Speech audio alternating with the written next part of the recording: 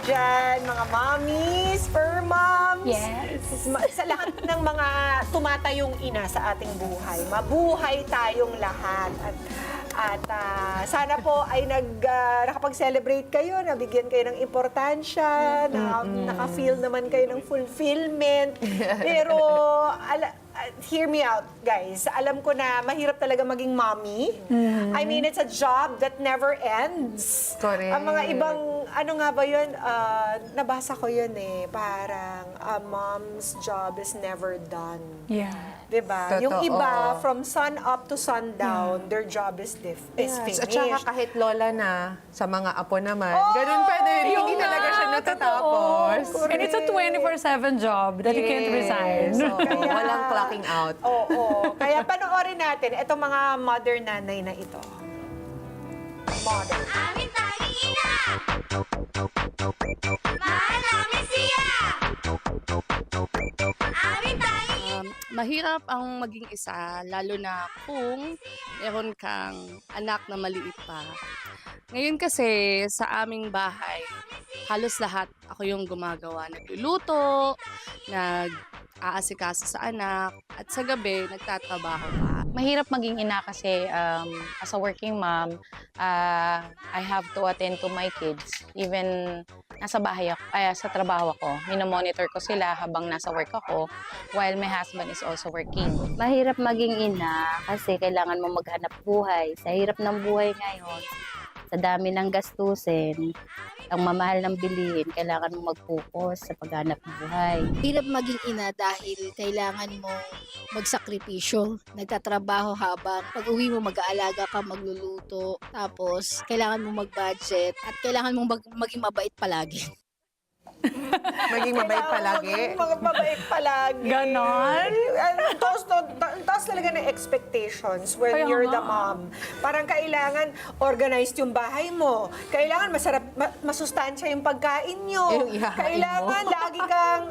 lagi kang handa na tumulong sa mga anak mo. And answer them in a calm and pleasant way. So, kailangan chill ka lang, Oh ganyan. my Bawal goodness. uminit ulo. Baka Bawal mag-tantrum si mami. Siya lang pwede. Ang hirap Tapos, intindihin mo pa yung panganay mo, yung asawa mo. True. Kasama din sila dyan sa mga anak. Tapos kailangan gorgeous ka, di ba? Hindi pwede ka pabayaan, sabi nga nila. Yes. Kaya para po tulungan tayo maging strong mom, makakasama po natin ang isang family expert at isang mommy to share her experience. Please welcome Dr. Michelle Ann Abundo Contreras at si Mommy Vanessa Bernabe. Kasama rin natin. Good morning! Bakit ka natatawa? Ikaw ba, Vanessa, ganyan ba yung feel mo? Na parang napakataas ng expectation para sa atin. Bawal Pero parang hindi magalit, pwedeng bawal i-apply sa mapagod, kanya yung bawal- burnout. Tingnan mo na may tsura niya. Siyempre, makikita ko kayo. Extra effort. Wow! Fake it till you make it. Minsan ganyan din tayo. Pwede Actually, may kulang sa sinabi mo eh. Di ba dapat masustansya yung food, maganda ka, hindi ka pwede magalit. May kulang. Dapat maganda pa yung bahay mo, malinis, mabango. Dapat vegetarian kang Oo, magaling. oo, Dapat hirap. hindi di ba? Hindi nabibitin yung budget. Sakit sa ulo. So you feel this? Paano mo siya hinahandle? Every day. Kaya ako, pag I make sure talaga na magsa-start sa atin yung good energy. So that grounded ka, that calm ka. Kasi bawal mag-tantrum si mommy. Pero bago ako maging calm and grounded, ako rin yung palaging may tantrum. Di ba? Nag-uumpisa. Ang hirap pigilin nun, ha? Ano ba yung nagkukos sa inyo ng burnout? Wait, ano muna yung nakaka-trigger? Na nakakatantrum sa'yo dati. Yung away nilang magkakapatid. Ay. Wait, medyo ibang usapan pa yan pag maraming magkakapatid. Sa isa lang eh. Oo. Actually, Diba? Pag totoo. isa lang ang anak mo, sa kumpara sa marami. Iba rin yung girls. tsaka yung Totoo. boys. Iba rin yun, di ba? Ibang Iba yung usapan kulit. din yun. Iba yung kulit.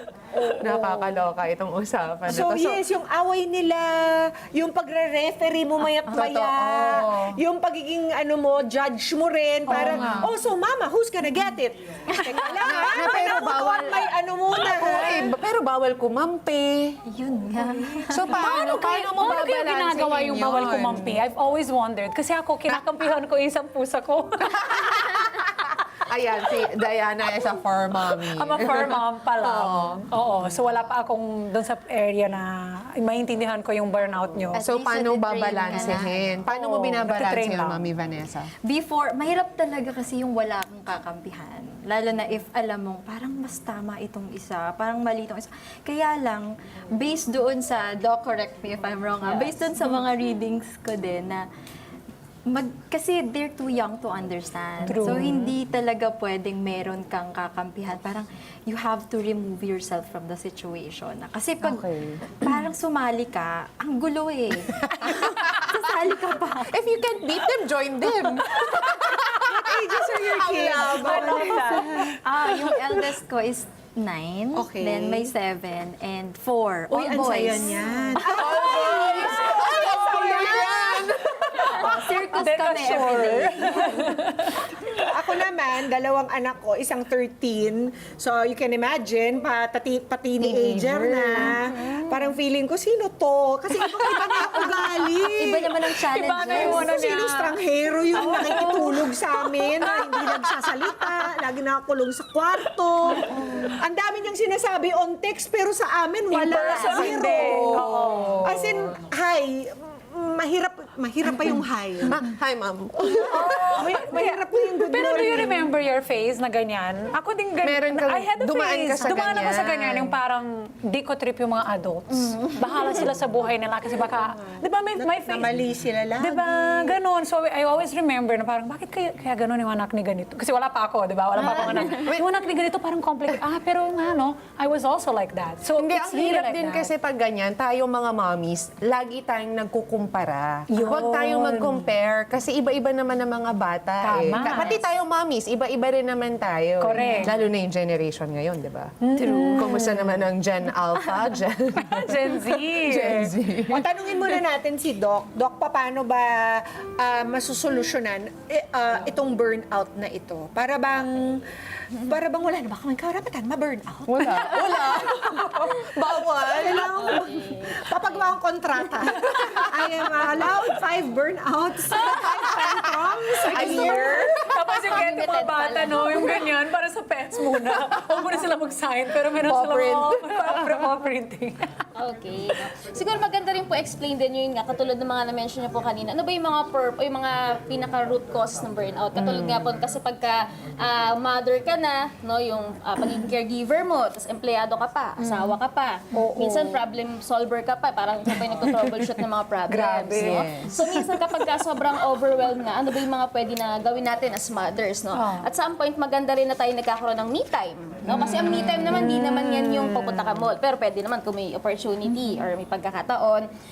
Pwede rin simple coffee, paglabas, or even pag sa self-care, pag makeup, or even pag-walk lang mga 30 minutes walk. For example, papaarawan natin si baby. So pwede natin siya i-consider as me time, although kasama natin siya. No? Pero pwede rin natin siya i-consider na oras natin. No? Or kapag katulog naman si baby, minsan kahit yung simpleng paliligo natin, we can consider that as me time.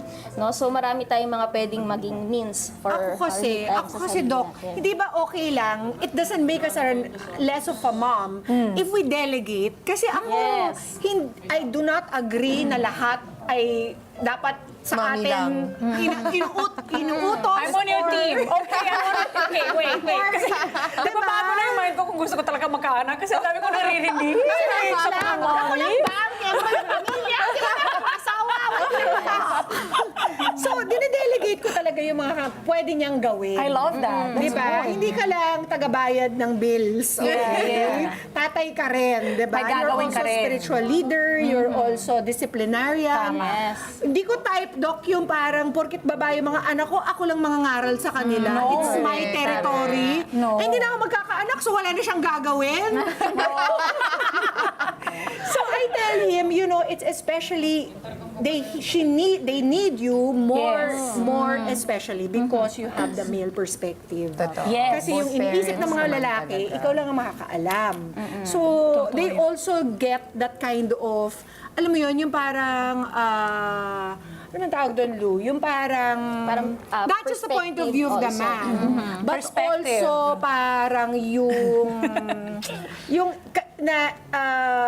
yung na-appreciate from From a man. from a man. Pero may idea sila of how, di ba, yung upbringing. How they male should be din. treated by the Exactly. opposite Yes. sex, how Correct. they should be Standard. appreciated by the opposite sex, how they should be, di ba? Yes. Kasi kung hindi, Treated. sabi ko nga sa kanya, sige ka, she's gonna seek it out from some other male. Totoo. May mga Kasi studies daddies nga po kami ngayon yun. na nagsasabi na yung involvement ng father sa parenting can also regulate yung emotion ng mga bata and also yung self-efficacy nila mas tumataas. Kasi nga, ang father lang naman, yes, self-worth. Hindi lang naman dapat yun sa finances.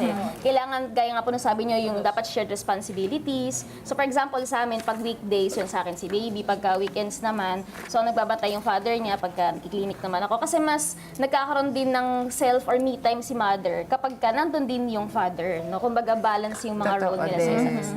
Okay, so ano ba ang mga parenting styles ninyo? Ayan, Parang magandang napagkakalat Ano to? tayong Like parenting style gentle ko. parenting ba? Uso na ngayon. Gentle ba to? kasi sabi nila, Authoritative, authoritarian. Pero effective ba yung gentleness na sinasabi mo? Well, kasi sabi nila, yung gentle parenting daw para sa gentle kids. Define gentle kids. Diba? Please define gentle kids. Pag yung mga anak mo, ang laro namin araw-araw, wrestling, boxing, ganyan. Paano ka maging gentle? Paano po? Hindi, kung play, okay. Kung Yeah. pag business Hindi, pag na. disiplina talaga. Pero kinakausap ko lang sila. In fairness naman sa kanila, para silang batang matanda. Oh, that's Yung nice. pag in-explain mo sila, kinausap mo lang sila, parang naiintindihan naman nila. Nagigets nila. Sana naiintindihan nila talaga, no? Yung explanation ko. Kasi Tahimik lang nakikinig pala. sila eh. Oh. Like nung time na lang na... Tsaka nakikita mo yung change. Yun nga, yes, oo. makikita mo naman yung improvement. May Tsaka yung improvement. change. yan. Nice. Tapos ano kami, Galing tap in, tap out kami ni Carlo, ni husband.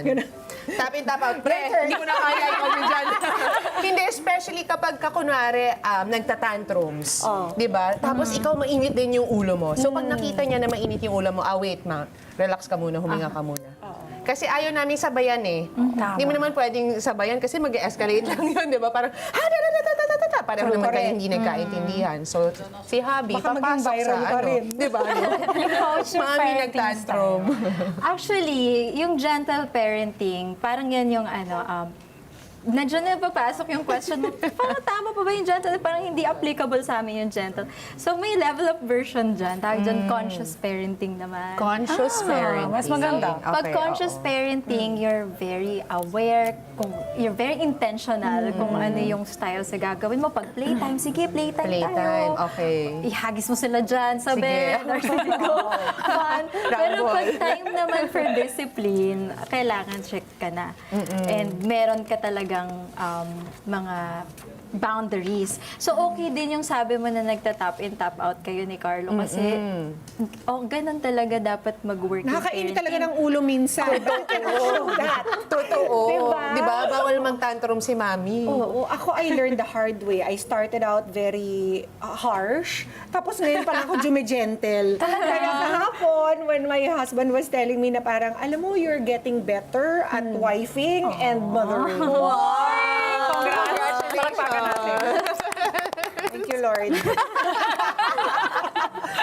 Pero, na-experience nyo ba na parang wala na kayong identity? Because parang lahat ng buong katauhan mo, pati minsan yung pagta-toothbrush mo sa banyo, May nakasunod sa or pag-shampoo mo ng buhok habang Naisip mo rin meron pa sila? rin nagtatanong sa'yo ng question. Parang, guys, privacy, hello, privacy. Kahit nasa banyo ka I used to be that kid. Ikaw yun! Habang nagna-number 2 pa yung parents, pwede ba tayo Can I just have a moment to relieve myself? Ano sagot sa'yo? No. Big N-O. No. Parang in a way, I love it because parang you're so needed, you're so wanted. 24/7. Because one day, hindi na nila gagawin yan sa'yo. Pero okay lang ba ba yun? Dapat ba may boundaries, Doc? Yes po. No? Dapat. Kasi mahalaga din po na nagkakaroon tayo ng identity din as lalo pagka bagong panganak ka, usually yung mga first 3 months, dun talaga minsan nawawala na identity mo, ano na lang itsura mo, minsan may bisita ka, hindi mo naayos yung itsura mo dahil focus ka totally doon sa paglaki ni baby Pero as we grow further doon sa pagpapalaki, even kung anumang age siya, like si ma'am, no, yung baby or dapat yung mga anak natin, hindi din nahihiwala yung ating identity sa ating sarili. Kasi of course, at the end of the day, tayo yung magiging role model din para sa kanila. Kaya kailangan, kung ano yung nakikita nila sa atin, ganun din yung nagiging reflection din ng kanilang mga magiging behavior. Kasi yun yung kinakalakihan nila. Yun yung magiging Serve as an for example, them. sabi nga. I know. Magkakaroon pa tayo ng part 2, 3, 4, 5, 6, 7, 8 nitong segment. Biting na biting! Ang habang usapan nito, guys. Ako na biting ako kahit hindi ako mommy. Doc, balik ka ha. Vanessa, balik ka ha. Hindi pa tayo matatapos dito ha. Correct. Okay, pero maraming salamat. At Doc, baka you wanna share your social media or contact details for our kadas? Okay. So, hello mga kakada, pwede niyo po kaming i-follow sa aming Facebook page, Abondo Psychological Clinic, or sa TikTok account po. Meron po akong TikTok account na Mama Mo Psychologist, kasi nga nanay na ako. Sa Abondo Psychological Clinic. So, yun lang po, and hope to see you again. Yes, thank you. And Vanessa, anything you want us to know? Baka meron kang social media. Yes, I have a social media. Instagram, it's at ven.brn. Ayos. Thank you very much, Thank you. guys. Thank you, And we Doc. hope you Thank had you, a great Vanessa. day yesterday and every day. Yes. Let's get together. Sunday 25. Sunday 25.